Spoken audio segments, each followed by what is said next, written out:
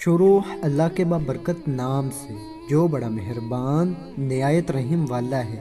میں اپنی دوست کے ساتھ ماڈل ٹاؤن مارکیٹ میں دہی بلے کھا رہی تھی کہ اچانک میں نے نوٹ کیا کچھ فاصلے پر ہمارے ساتھ والی ٹیبل پر ایک لڑکا اکیلا بیٹھا بہت دیر سے دہی بلے کھاتے ہوئے مسلسل موبائل پر میسیجز کر رہا ہے اور ساتھ ساتھ مسکرا رہا ہے۔ میں نے اپنی دوست سے اجازت چاہی اور اٹھ کر ساتھ والی ٹیبل پر اس لڑکے کے پاس آ بیٹھی۔ اس لڑکے کو اپنا تعارف کروایا کہ میں ماہر نفسیات ہوں اور اگر آپ اجازت دیں تو آپ سے بات کرنا چاہتی ہوں۔ لڑکے نے بڑی خوش دلی سے نہ صرف اجازت دی بلکہ یہ بھی کہا کہ اسے اچھا لگا ہے کہ وہ زندگی میں پہلی بار کسی ماہر نفسیات سے بات کرے گا، اور اس نے درخواست کی کہ اسے مزید اچھا لگے گا اگر میں اسے آپ کہنے کے بجائے تم کہہ کر مخاطب کروں۔ بات کرنے پر پتہ چلا کہ وہ ایک مشہور پرائیویٹ کالج میں سیکنڈ ایئر کا اسٹوڈنٹ ہے۔ میں نے اس سے پوچھا کہ وہ میسیجز پر کس سے بات کر رہا تھا تو اس نے مسکراتے ہوئے جواب دیا، ایک دوست ہے۔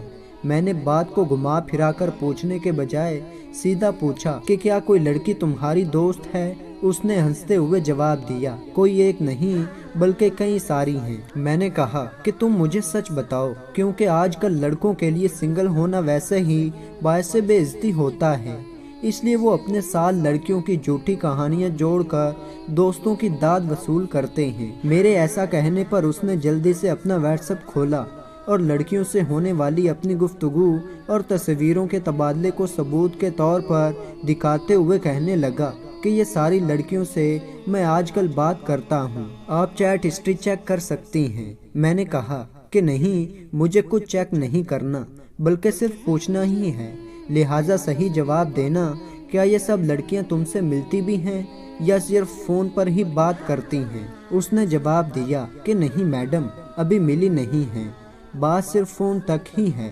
کوشش کر رہا ہوں اور چند کے ساتھ ملنے کے اعتبار تک پہنچنے والا ہوں، کیونکہ زیادہ تر لڑکیاں یہی کہتی ہیں کہ جس دن تم پر مکمل اعتبار ہو گیا مل لوں گی۔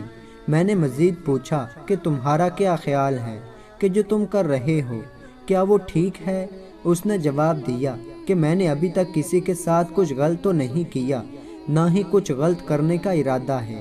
کچھ غلط کرنا کبیرہ گناہ یعنی بڑا گناہ ہے، جبکہ کچھ دیر کو باتیں کر کے دل بہلا لینا یہ صغیرہ گناہ یعنی چھوٹا گناہ ہے، اس کی تو خیر ہوتی ہے۔ میں نے پوچھا کہ ایک ہی وقت میں کئی لڑکیوں سے بات کرنا، سب کو دل والے میسیجز بھیجنا، لڑکیوں کو دھوکہ دینا، اسے کون سا گناہ کہتے ہیں؟ اس نے جواب دیا، یہ سب چھوٹے گناہ ہیں، ویسے بھی یہ کون سا مجھ اکیلے سے بات کرتی ہوں گی، اللہ جانے کتنے پھنسائے ہوں گے، لائنوں میں لگائے ہوں گے۔ میرا تجربہ ہے کہ یہ لڑکیاں کسی ایک کی نہیں ہوتی، جگہ جگہ اپنی سیٹنگز بنائی ہوتی ہوں گی انہوں نے۔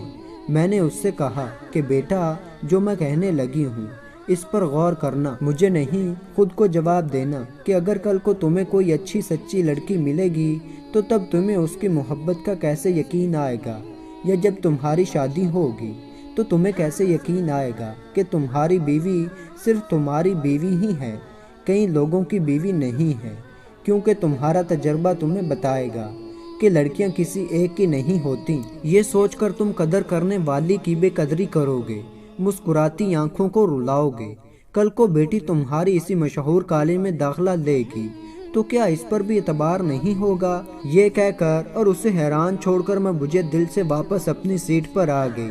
ذرا غور کیجئے گا، آپ دل بہلانے کے اچھے اور مثبت طریقے کیوں نہیں ڈھونڈتے؟